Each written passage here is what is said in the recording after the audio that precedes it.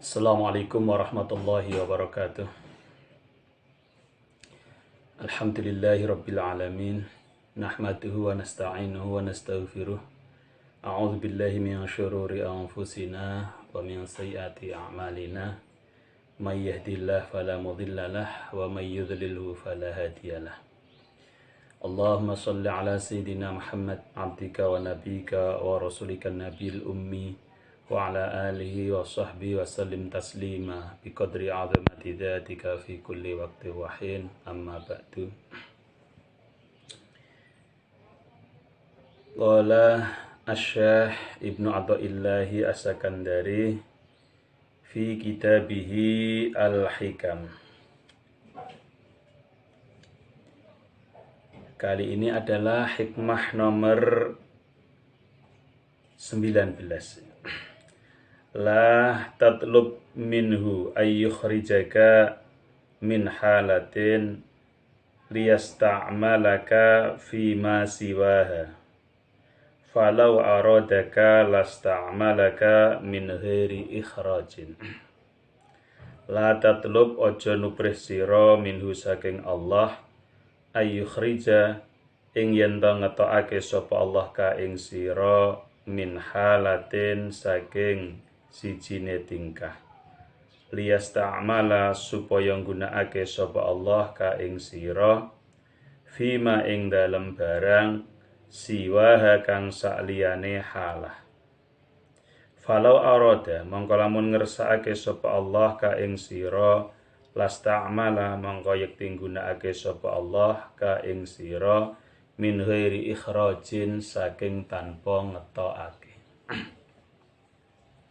Jadi janganlah engkau meminta kepada Allah agar dikeluarkan dari satu keadaan dengan tujuan supaya Allah menggunakanmu.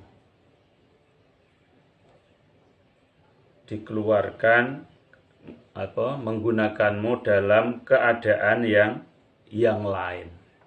Karena apa? Karena kalau Allah menghendaki, maka kamu akan digunakan dengan tanpa mengeluarkanmu dari keadaan yang itu.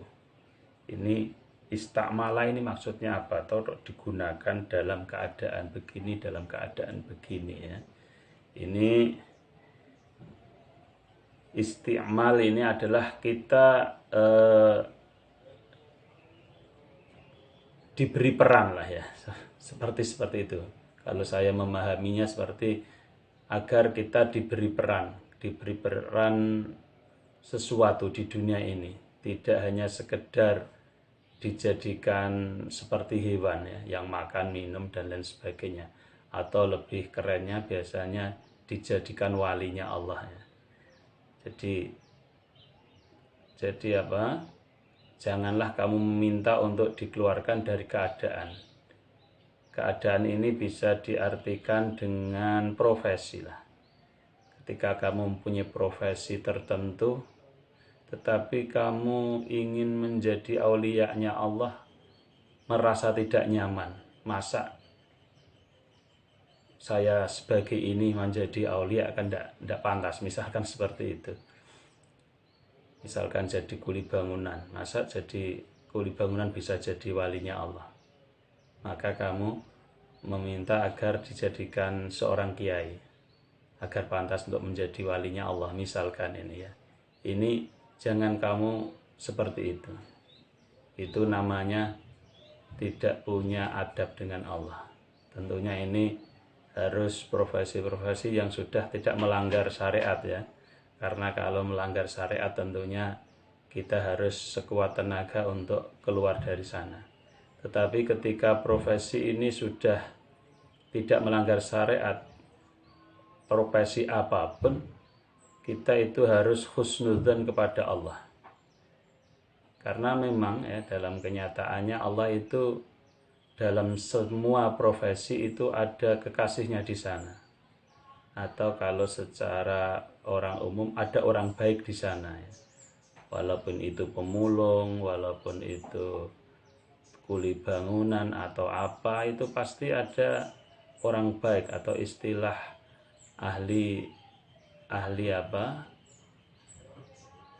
ya, wali lah ya, ada walinya. Supaya apa ya? Supaya manusia itu tidak merendahkan satu profesi tertentu, agar berhati-hati, agar manusia berhati-hati, saling menghormati. Itu Allah memang menjadikan apa, walinya itu dimanapun profesi itu pasti ada walinya, istilahnya begitu. Maka dari situ kita tidak ya, secara tata krama dengan Allah itu janganlah kamu meminta untuk dipindahkan dari satu profesi ke profesi yang lain karena kamu mengharap digunakan atau mengharap dijadikan walinya Allah. Karena kalau Allah berkehendak kamu di situ jadi wali, ya bisa-bisa saja. Jadi ibarat kita ini jadi bintang film ya. Ibarat kita jadi bintang film, jangan meminta peran yang lain lah pada sutradara. Jadi haknya sutradara memberi peran kamu. Karena tetapi saya ingin menjadi peran utama. Masa peran utama kok jadi kuli misal peran utama kok jadi begini. Padahal kan bisa-bisa saja kamu menjadi peran utama, bahkan mendapat piala citra dalam keadaan kamu jadi orang miskin misalkan ya. Kalau kita tidak menuruti kemauan sutradara, ini kan jadi ribet ya, perjalanan pembuatan filmnya menjadi ribet. Ini hampir seperti itulah ya. Kalau istilah orang Jawa sak dermo nglakoni ya, atau seperti wayang ya. Kalau kita itu seperti wayang. Tapi wayang juga jangan wayang orang. Kalau wayang orang nanti masih bisa membantah juga terkadang ya. Disuruh keluar sekarang, wah nanti sebentar ya, saya nanti dulu keluarnya. Ini mau begini dulu. Ini kan jadinya repot. Alur ceritanya kan tidak jadi. Atau saya tidak mau jadi ini, saya mau jadi ini saja. Selalu membantah gitu terus kan jadi repot. Jadi itu seperti itu ya. Saya kira yang dimaksud dengan ini, jadi jangan kamu meminta untuk dikeluarkan dari satu keadaan supaya dipakai oleh Allah dalam keadaan yang lain. Ini merupakan su'ul adab dengan Allah. Tapi kita harus selalu berbaik sangka dengan Allah, selalu mensyukuri apa yang sedang kita jalani. Jadi jadikan apapun oleh Allah kita mensyukurinya. Dengan mensyukurinya dengan benar, insya Allah Allah akan menjadikan kita usul kepadanya.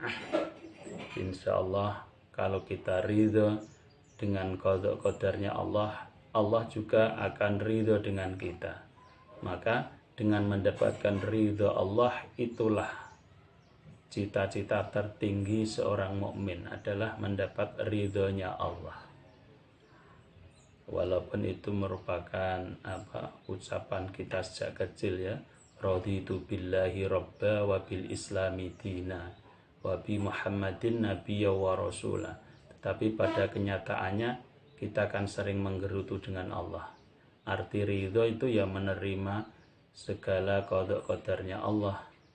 Wabil islami dina artinya kita ya sudah ridho, sudah tidak protes lagi dengan aturan-aturan yang ada pada Islam. Begitu juga wabi Muhammadin Nabi wa Rasulah juga gitu, kita menerima aturan-aturan yang diberikan oleh beliau Nabi Muhammad. Sekian dulu, semoga kita bisa benar-benar ridho akan qadarnya Allah dan kita bisa menjalankan agama Islam dengan benar. Wabillahi taufik wal hidayah. Wassalamualaikum warahmatullahi wabarakatuh.